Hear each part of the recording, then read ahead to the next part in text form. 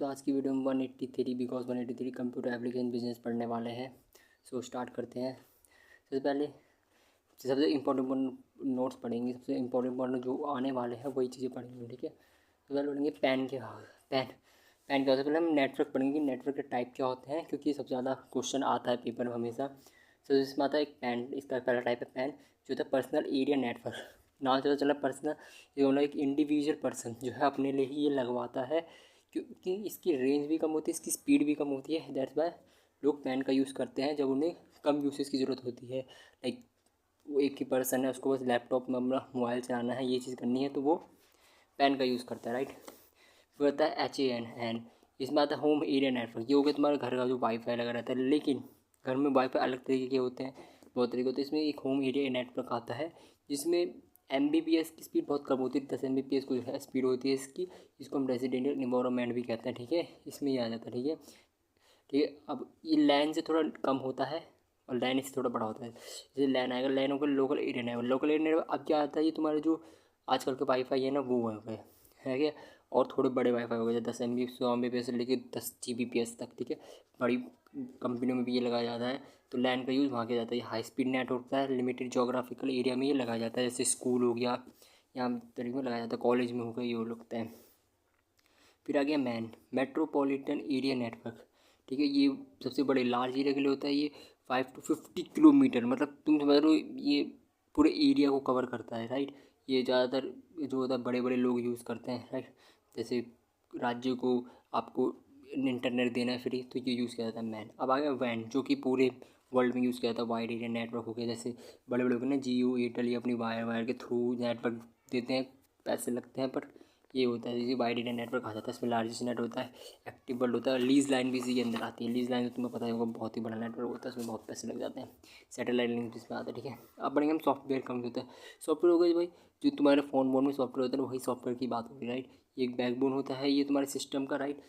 Hardware हो गया, ये जो है तुम्हारे रिसोर्सेज जो होते हैं उसके अंदर की मैनेज करता है पूरी, कि किस तरह से गेम चलेगा, किस तरह से तुम्हारा व्हाट्सअप चलेगा, किस तरह से इंस्टाग्राम चलेगा। इस सारी चीज़ों को सॉफ्टवेयर के द्वारा ही अब वो मैनेज किया जाता है, ठीक है। इसके टाइप जो होते हैं, पहला होता है ऑपरेटिंग सिस्टम। ऑपरेटिंग सिस्टम में तुम्हारा विंडोज 11 हो गया, एंड्रॉइड हो गया, एप्पल हो गया, ये सब आ गया। डिवाइस ड्राइवर्स में तुम्हारा प्रिंटर हो गया, जो कि तुम अलग से जोड़ते हो। जैसे कंप्यूटर में तुम प्रिंटर जो होते हो प्रिंट निकालने के लिए, राइट। तुम ब्लूटूथ कनेक्ट कर दो गाने सुनने के लिए, तो ये डिवाइस ड्राइवर्स हो जाते हैं। यूटिलिटी सॉफ्टवेयर हो गया, एंटीवायरस तुम यूज़ करते हो कि तुम्हारा जो फ़ोन में जो वायरस है वो ख़त्म हो जाए।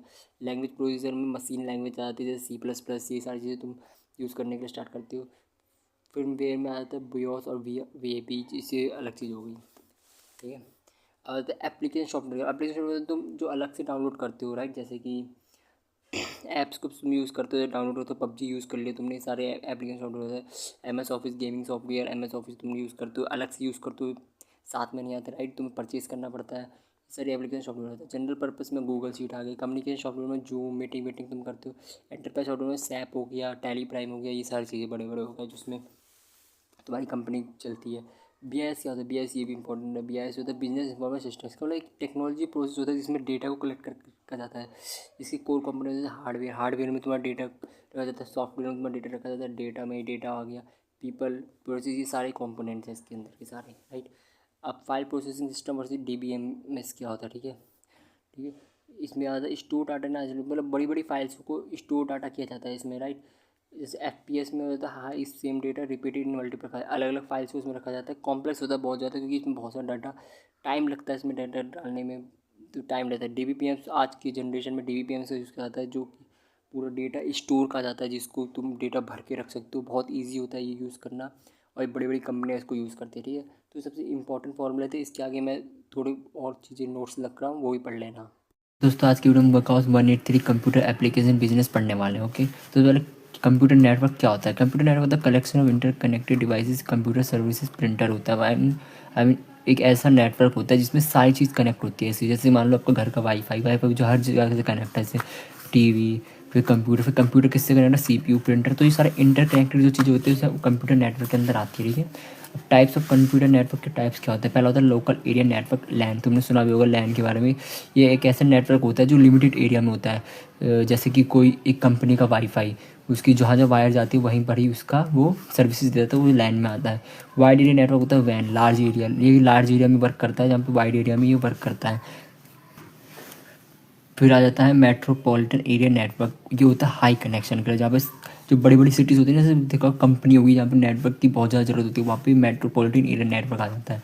वर्चुअल प्राइवेट नेटवर्क हो गया एक सिक्योर नेटवर्क, कि बड़ी बड़ी कंपनी में यूज़ होता है कि एक सिक्योर नेटवर्क वीपीएन का यूज़ करते हैं, जिसमें तुम्हारा नेटवर्क जो है वो सिक्योर रहता है, कोई भी हैक नहीं कर पाता। पीयर टू पीयर नेटवर्क हो गया, ये दो लोगों के बीच में हो गया, दो कंपनी के बीच में हो गया, ये पीयर टू पीयर नेटवर्क होता है।